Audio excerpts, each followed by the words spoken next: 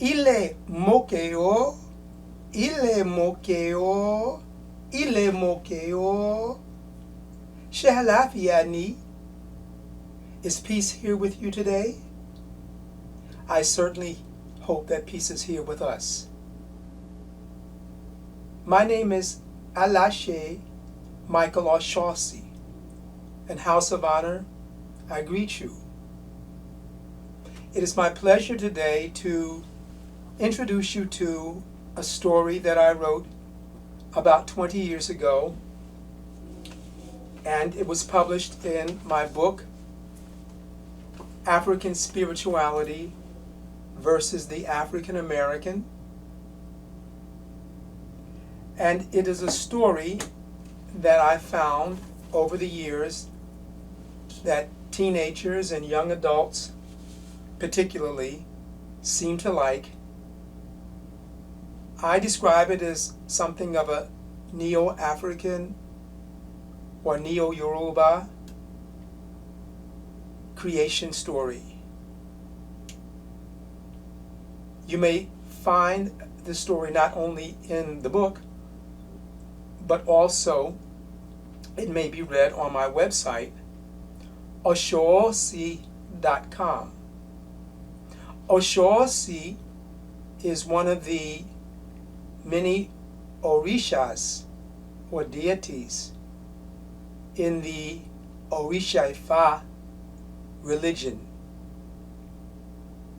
Oshoosi is spelled OSHOOSI.com. Again, OSHOOSI.com. It is my pleasure to share this story with you today. And with that, I should like to begin. Because you probably were not born on this road, before you heard about or came to your first African socio-religious function, such as a religious dance and ceremony, a naming ceremony, a reading, or a wedding, that is before your birth, you must now be reminded that there was God. And with God, there were in the beginning witnesses and forces. So for the purposes of simplicity, let me set forth an example of an African worldview concerning the heavenly origins of earthly causes and occurrences that preceded your birth and the birth of your ancestors. In this way, you shall know what happened before you came here to this website or to your first African religious event, and before you came to this viewing. And thus you will be able to know what the world had been like into which countless times before you had been reborn. Coexisting with God for all prior eternity was the force of disorganized action, sometimes known as chaos, unpredictability, disruption, or entropy. Without humanly character, disorganized action was the incarnation of the tendency in the universe for things to fall apart. Even God's best laid plans for cosmic organization could be disrupted by the whims of disorganized action. Indeed, God's only advantage over disorganized action was that God, who is neither male nor female, nor particularly good nor bad, possessed the power and goodness of Ashe, of creativity. It was only for this reason that God was able to create and sustain creative ways for things to happen and the emerging forms for them to happen in, and thus usually stayed at least one pace ahead of disorganized action. Also, God created with disorganized action, creativity. And creativity also had other names, praise names, such as foresight, organization, order, predictability, knowledge, and negentropy. Using the action of creativity's Alashe, that is creativity's vital power, God was able to make little bundles of its own God parts and call them deities. Of course, some of these deities were created before others. Among the first of them was Witness and his wife Word. After a while, both Witness and disorganized action agreed that it was God, after all, who was truly superior and had the best plan for heavenly existence. And each of the deities God had created also agreed. Well, what else could they do? Thus it was God who spread out a heaven in which they all lived and communicated. Because Witness saw from the beginning that which was created, he was able to tell his wife Word all about it. She never forgot a thing. Word made oral libraries, that is, directories and files, and marvelously organized them and made them available to Witness whenever he wished to be reminded of how various events had transpired in heaven. He even told her, for example, that God's acts were so creative that God caused small parts of disorganized action to be stripped off and made considerably tamer, and let these parts reproduce themselves all over the place, that is, all over heaven, and even in the dreams of the deities. They would nevertheless be helpful to the deities and later to people for coping with their father, disorganized action. These little parts, the children of disorganized action, would forever be known as tricksters. They could always be identified as such because they would answer to that name.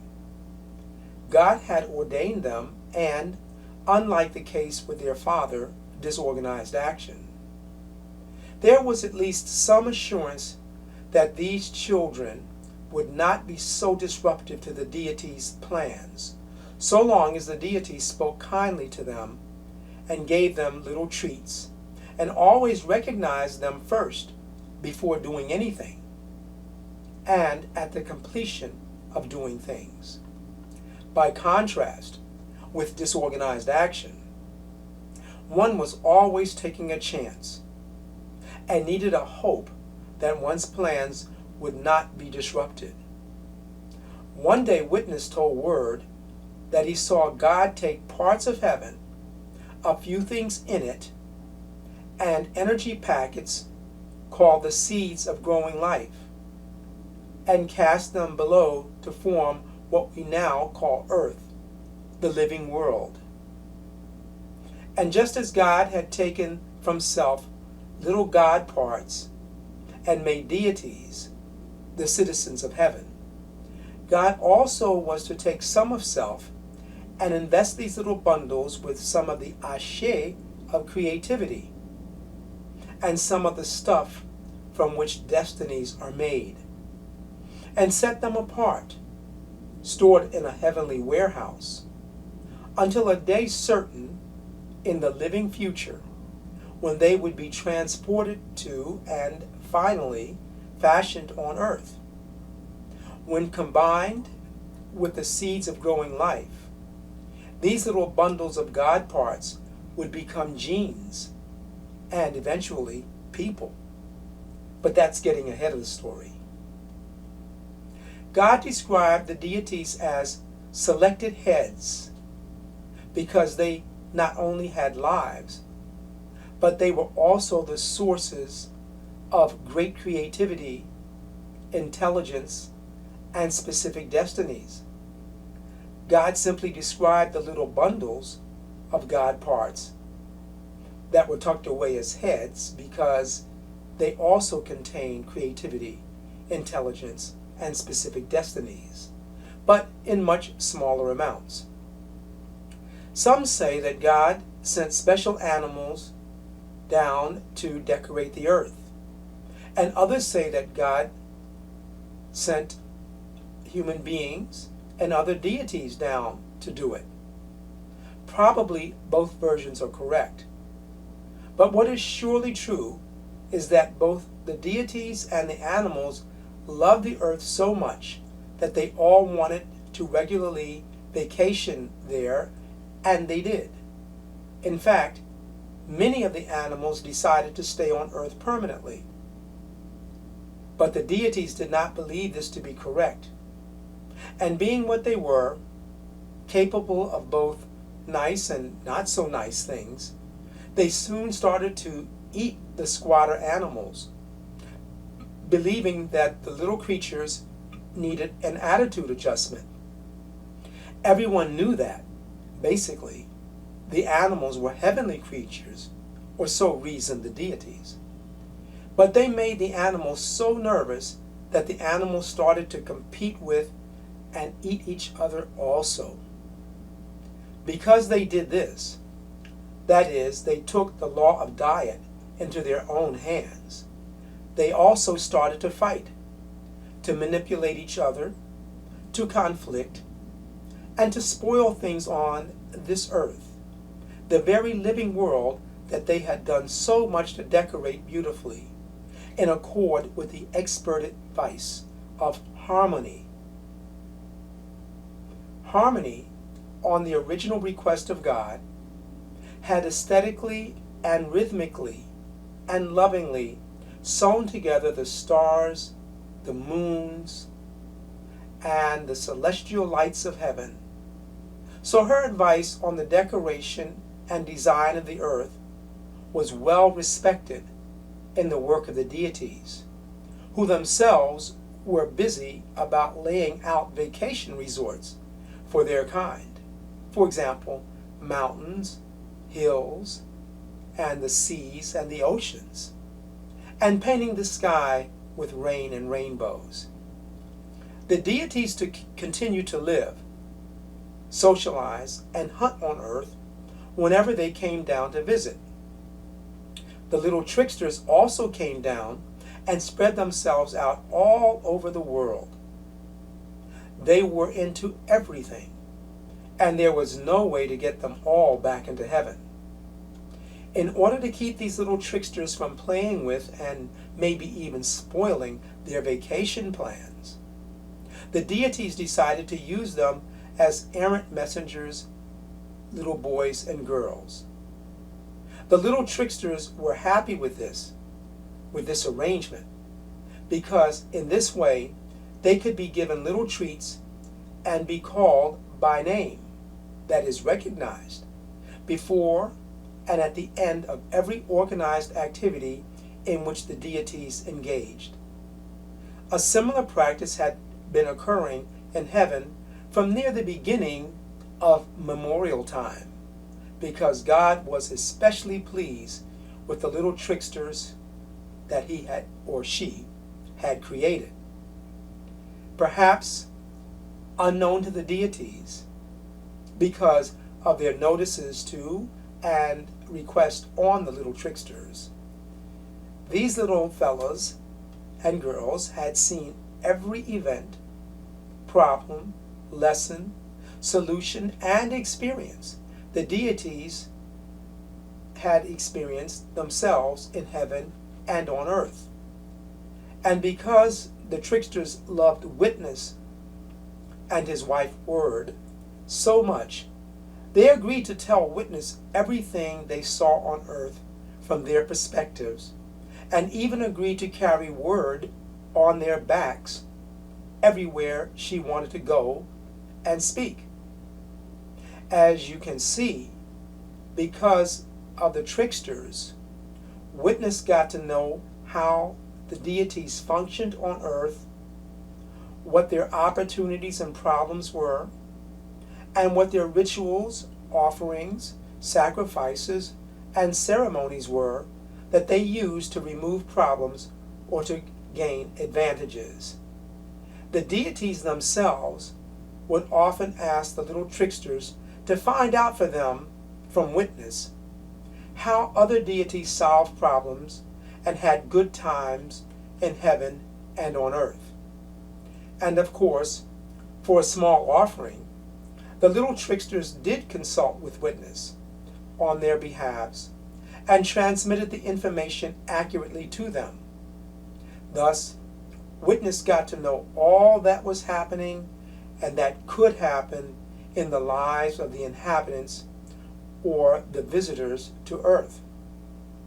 Moreover, because of their keen observation, their omniscience, and their natural enjoyment of tricking deities, inherited from their father disorganized action, the little tricksters got to know all of the things on earth that would not happen as planned as well. Witness, his wife, Word, and the trickster kids became very wise and pretty well off economically. The deities often consulted them with good results when they listened carefully to their explanations and did what they were advised to do, which they did not always do, and this did not always happen. For example, they were often told to make offerings or to say special prayers or to use special words in order for them to do their ceremonies and their rituals correctly and to get favorable results. They were also told to build their shrines beautifully and to feed each other edible offerings, especially the Alashe stuff, which God had invested in all living things and of which they were especially fond and energized. Things were fairly eventful on earth and in heaven. For example, the deities farmed and fished and feasted and fornicated and frolicked and fought. They produced children and art, music and dance as well. In other words, they did all of the things that would be expected of lively beings, and occasionally they even died and were reborn. In the course of their lives, they often made errors in judgment, however, and were sometimes chastised by God and made to oversee the ethics or best practices of certain earthly phenomena for eternity, in order to make them do the right things in the areas of their transgressions. For example, if God was angered because a deity kept an excessively messy house, the deity could be sentenced to be, forever, the guardian of cleanliness. Eventually, through the help of the little tricksters and witness, the deities became very skilled at learning how to retrieve the stories of word, and thus learned how their fellow deities, of whom there were hundreds, solved problems through prayers, through offerings, and through sacrifices. Word's heavenly memory contained riddles, incantations, myths, songs, praise names, folk tales, proverbs, and methods to obtain the cooperation of other deities or to stop the meddling of other spirit forces, some of whom, though they existed in the realm in between, we call the in-between zone, that is, between heaven and earth, these forces could still cause problems for the vacationers and dwellers on earth. Usually, what the vacationing and resident deities, plants, and animals wanted was good fortune. For example, They wanted children, marriage, money, the defeat of an enemy, and a long life. Of course, they also wished to avoid bad fortune, such as losses, poverty, fights, illnesses or death, or lack of love, bad marriages, or only a few children. Most important, they learned that the only things that their fellow deities, as well as the tricksters and witness, wanted in exchange for good advice were natural things that could be gathered from the earth. For example, parts of plants, shells, beads, pieces of bones, foods, and things like that. Of course, if the wisdom required or the help of the deities and spirit forces which were being sought was of importance in solving an extreme problem, they might even demand from each other some of the Alashe stuff God had invested in all living things. Things could have gone on forever in this fashion, but at one point in primordial history, God decided that it would be better for the earth if the deities played a less active role on it. In their vacationing and squatting, oftentimes they failed a few simple expectations God had of them. For example, they engaged in excesses of many kinds. Sometimes they defiled nature, that is, they left the face of the earth unclean, and sometimes they failed to be productive, or to be reproductive, or to leave behind good children. God, who had so many things to do other than pay attention to the daily affairs of earth, asked them to retire to their favorite resorts on earth, or to come back to heaven and stay there permanently. God thought that the earth would be better served if it were populated mainly by animals and plants, and those little bundles of God parts, that is, people, that had been stored earlier in the heavenly warehouse. So, as God ordered, most of the deities either went to their resorts on earth, for example, back into the mountains, the rivers, the seas, the forest, or the air, or they returned outright to heaven. The animals and plants mostly remained on earth, and most of the mystical spirit forces preferred to remain in limbo, that is, in the in-between zone, connecting heaven and earth, though some of them stayed on earth as nature spirits. The nature spirits and the mystical spirit forces saw it as their jobs to observe the goings-on earth, and to ensure that no beings on earth would ever return to heaven in an impure state. And all plants and animals and deities and spirits and people would periodically, ideally, have to return to heaven for reincarnation, that is, for more Alashe and for new destinies. God asked a few of the deities, who now sparingly travel to earth, to gather some of the soul of the earth and receive from him or her, once back in heaven, the little bundles of God parts, which God called heads, to combine them and to give them shapes and body parts that, based on their experience, would be useful on the earth. The deities did a pretty good job of fashioning people, although they did make some mistakes. A few of the people they made were crippled, or had no color, or virtually no brains. But, alas, all of them were complicated. When one thinks of it, look at all that they had in them. They had some God part, some Alashe, some creativity, some destiny, and now, thanks to the deities, they even had soul.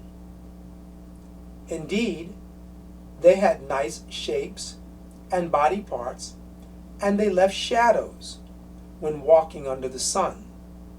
This proved that, unlike the mystical spirit forces, these people were bona fide residents of the earth and would spend at least half of their time here and, in alternation, an equal time in heaven. But still something was missing. They weren't moving. They weren't creating. When all of the people were assembled, God performed the first and last act of grace, the infusion of the Alashe of breath into them to make them and all of their children living beings. And this is how people came to get timeshares on the earth and enjoy a tour in the marketplace of experience where they could trade and shop to their heart's content. As God's final act of intervention at this time, God gathered all of the people on a mountaintop and gave them a great speech. Listening also were the deities and the various kinds of spirit forces, animals, and plants. God said, "Of all my creations, you are the most blessed. You have two abodes, one an earthly marketplace, and the other a heavenly home. For about 80 years you shall dwell on one, and then for 80 years or so you shall dwell in the other. Ideally, for the span of 4 earthly generations, you shall repeat this cycle, each time arriving in a better and even more loving family and in a more beautiful earthly surrounding. Inspired by harmony, you shall respect the lives of your fellow plants and animals and the sensitivities of Earth's mystic and natural forces. Before your soul returns to Earth, on each occasion I shall take you to the warehouse where heads are kept. Each head will have some Alashe, some creativity, some intelligence, and each head will exist simultaneously in 5 forms. An ideal self, which will remain in heaven each time you pass through. And next, a character. And then a 3-part destiny. These latter 4 parts, that is, your character and your 3-part destiny, will accompany you to Earth. Now you must know also that the 3 parts of your destiny are very weighty, but the choice of destinies for any of your earthly incarnations will be left entirely up to you. Some heads, with their Alashe, intelligence, and creativity, their ideal self, the character, and the destinies that they contain, are above average in quality, but most are average and below average and will have to make many sacrifices when on Earth to be successful. The 3 parts of your destiny are, first, those unchangeable things that you arrive into. For example, your gender, your family, and your epoch. Next, the resources and conditions of life that will be available to you are the second parts of your destiny. And third, the series of events, choices, and experiences that is your life story, which will confront you in that incarnation. These constitute the third parts of your destiny. Once your soul chooses ahead and is reborn into an earthly family, it is expected that you will use your character to fulfill, as well as possible, your chosen destiny. Within certain limits, it will be routinely possible to modify the second and third parts of your destiny. That is, to modify your resources and your life story. It will prove much harder, however, to modify your character, although that too can be done. At the time in heaven that your soul chooses your head and the kinds of destinies contained in it, there will be present witness, his wife Word, and many assembled deities who will be watching you, listening to your pledges, and watching the kinds of sacrifices that you were willing to make in heaven in order to ensure that things would go well for you and your head when you arrive on earth. Whether or not you become aware of it, a guardian deity will protect you, and during your lifetime, perhaps, through your family heritage and your initiations, it will give birth to your divine knowledge about your destiny. Your parent deities will also favor you because they are most like you, or because they are the ones you most need, and will have a special relationship to you once your head comes to earth. They will rule your head, especially one of them. Since they too love the earth and wish to be there, they will want you to help keep the memory of them alive and well respected on earth. You will serve them in this way. In return, your mother and father deities will also serve you in the following respects. Use the correct methods to call on them and feed them, and they will be available to advise you of your destiny and clarify any questions or choices you should make at times when your head's Alashe, intelligence, or creativity are weakening. However, once you become aware of them, if you fail to honor them, they have ways to make you feel very much like they felt when their characters failed, and ways to make you personally learn the lessons of reverence and sacrifice that were necessary for them to learn in order for them to enhance their Alashe. They can show you how to strengthen your head with the right plant medicines. They can actually intervene in the operations of other people's heads so as to make events go smoothly for you.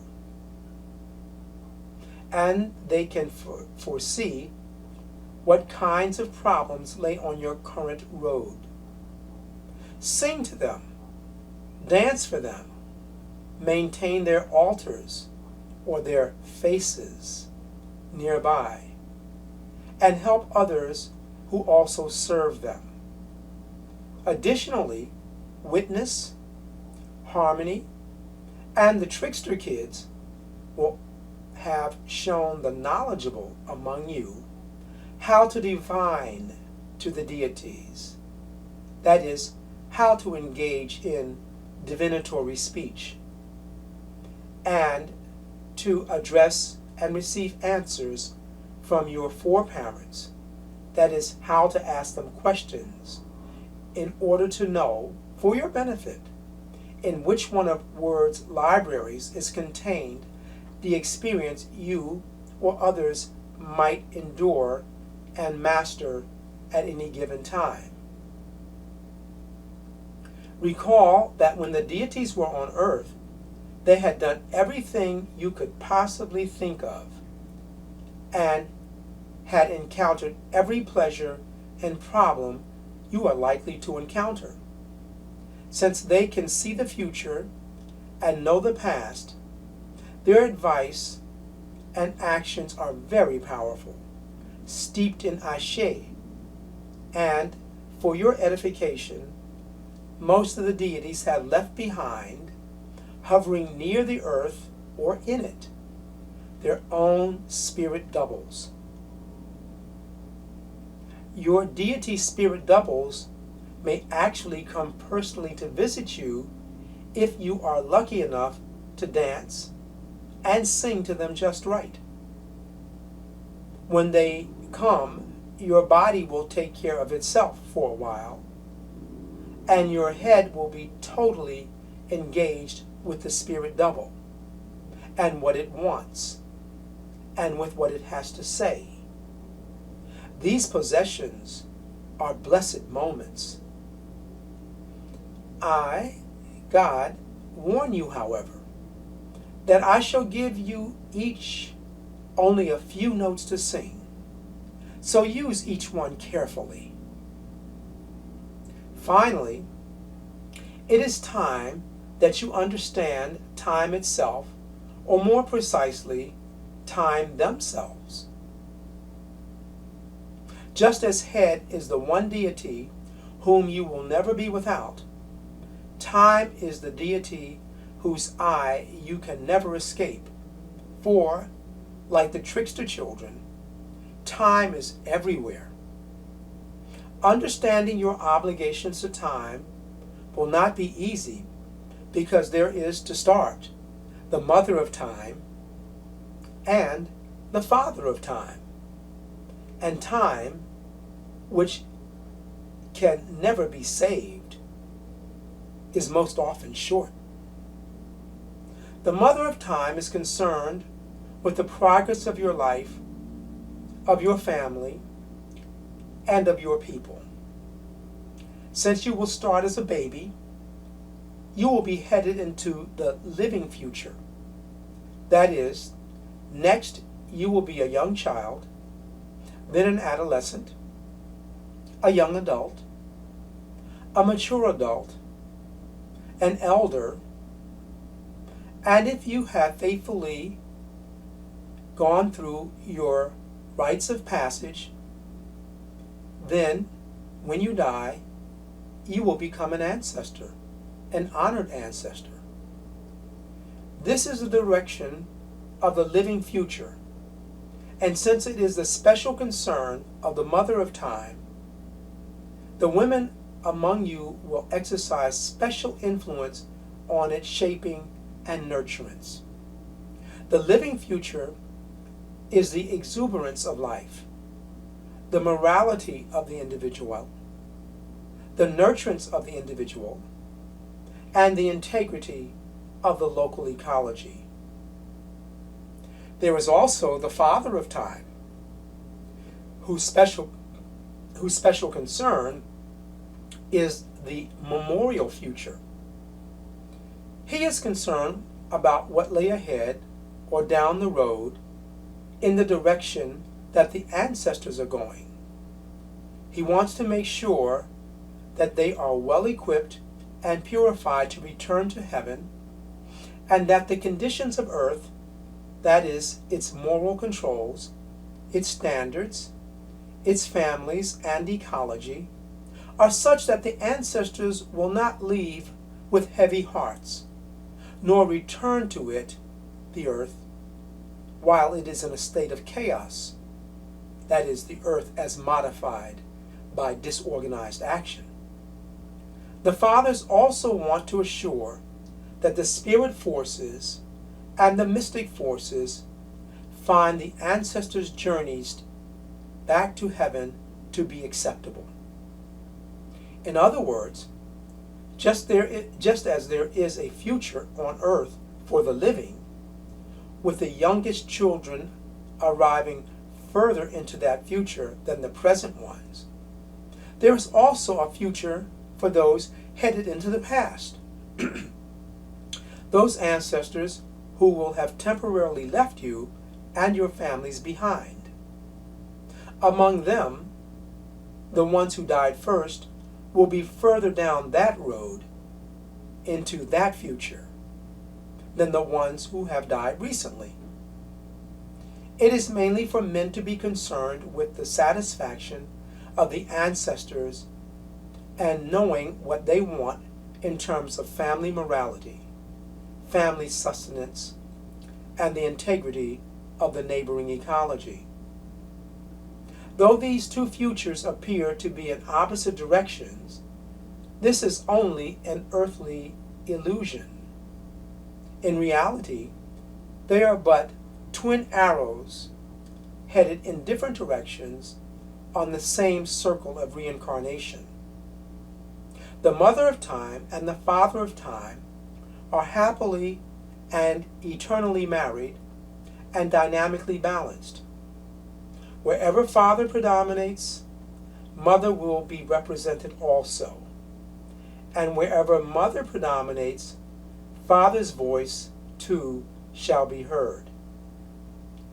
My advice to you is the same as my advice to the deities who preceded you here. Do not engage in excesses. Do not defile nature. Be productive, be reproductive, and leave behind good children. If you do these things, you will have the greatest chance of fulfilling your destinies and not leave before your appointed time to languish until that time in the in-between zone, or, worse yet, on the earth itself. It is important for you to set a good example and to discipline your children. They must show love and kindness to each other and special acts of daily reverence for their elders. Their characters must be perfected as nearly as possible so that when their Alashe, their creativity and intelligence will, when needed, help them to modify their destinies in the most desired directions. It is most important to leave behind good children, for someday, when you return to your family on earth, if I permit you to return to earth, these children will be your parents or grandparents or great-grandparents.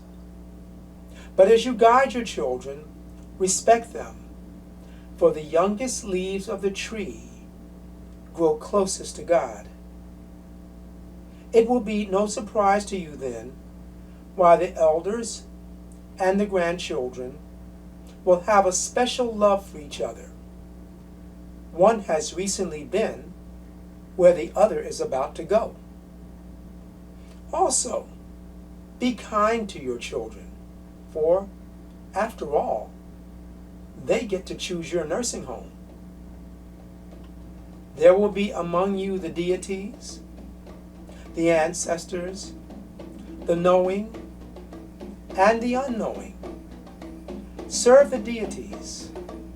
Respect the ancestors. Listen to the knowing. And with all your heart, embrace the unknowing.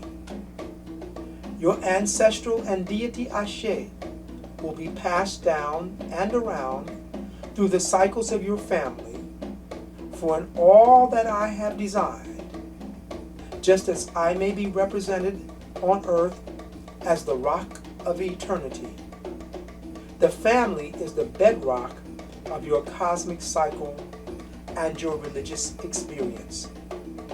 You may reproduce your own children. You may reproduce by helping others with their children. Or you may reproduce by helping the knowing among my priestly ministers on earth. In any event, I enjoin you once again to be reproductive. May the earth serve as your pillow and the heavens as your blanket forever. And with these acts and witnesses and words and forces present, God first spoke to the people.